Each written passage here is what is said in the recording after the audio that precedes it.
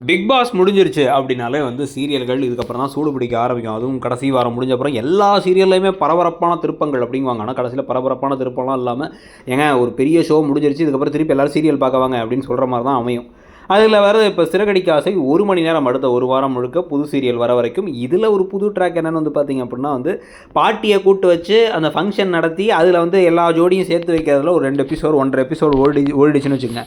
அதுக்கு பிறகு தான் வந்து அதிரடியான பல திருப்பங்கள் அப்படின்னு சொல்லிட்டு இப்போ என்ன பிளான் பண்ணுறாங்க அப்படின்னா, இந்த ரோஹிணி சொல்கிறது கண்டிப்பாக போய் இவங்க மலேசியான்னு சொல்லி அந்த ஆட்களை கூட்டு வந்தோடனே தான் பயந்து போய் பல்லு வலினாங்க.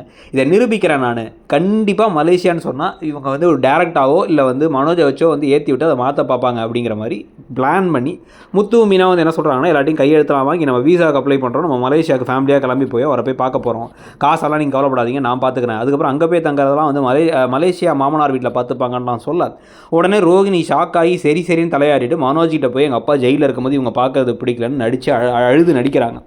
நடித்ததுக்கு பிறகு தான் வந்து பார்த்திங்க அப்படின்னா வந்து இந்த குடும்பம் வந்து ஒரு மாதிரி குழப்பத்தில் இருக்கும் பொழுது மனோஜ் எல்லாத்துட்டையும் வந்து அதெல்லாம் வேணாம், அங்கெல்லாம் போக வேணாம் அப்படின்னா அதெல்லாம் கண்டிப்பாக போவோம், உடம்பு சரியில்லாமல் தயாரி ஒருத்தர் வந்து இப்படி ஜெயிலில் இருக்கும்போது நம்ம கண்டுக்காம விட்டாங்க சம்மந்தி வீடு அப்படின்னு ஒரு பழிபாவம் உங்களுக்கு வேணுமாத்த அப்படின்னு மீனாவை ஏற்றி விட கண்டிப்பாக நாங்கள் போகிறோம் அப்படின்ட்டாங்க இப்போ விஜயா. இதை வச்சு ஒரு வாரம் ஓட்டிட்டு கடைசியில் யாரையும் எங்கேயும் போகல அப்படிங்கிறத கொண்டு வந்துருவாங்க. ஆனால் ஒரே ஒரு விஷயம் உருப்படியாக நடக்க வாய்ப்பு என்னென்னா, கண்டிப்பாக இவங்க மலேசியா இல்லை, மலேசியாவில் வேறு ஏதோ விவகாரம் இருக்குங்கிறத முத்து கன்ஃபார்ம் பண்ணுறதும். ஆனால் அது எல்லார் முன்னாடியும் போட்டு உடைக்கிறதுக்கு எவ்வளோ நாள் ஆகுங்கிறத பொறுத்து இருந்து பார்க்கணும். இதை பற்றி நீங்கள் என்ன நினைக்கிறீங்க? இப்பவும் மாட்ட விடாமல் அதிரடி திருப்பம் பரபரப்பான திருப்பம்னு சொல்லிக்கிட்டே இருக்கிறத பற்றியும் எந்த உண்மைகளும் வெளிவராத பற்றியும் உங்கள் கருத்து என்னங்கிறத சொல்லுங்கள்.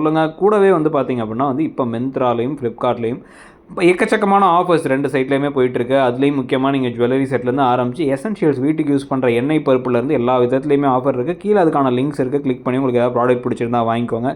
மறக்காமல் அப்படியே வந்து இதுக்கப்புறம் வரப்போகிற புது சீரியல்லாம் இருக்குல்ல, ஐயனார் துணை, சிந்து பைரவி, இதில் நீங்கள் எந்த சீரியலை பார்ப்பீங்க அப்படிங்கிறதையும் சொல்லுங்கள். தேங்க்யூ.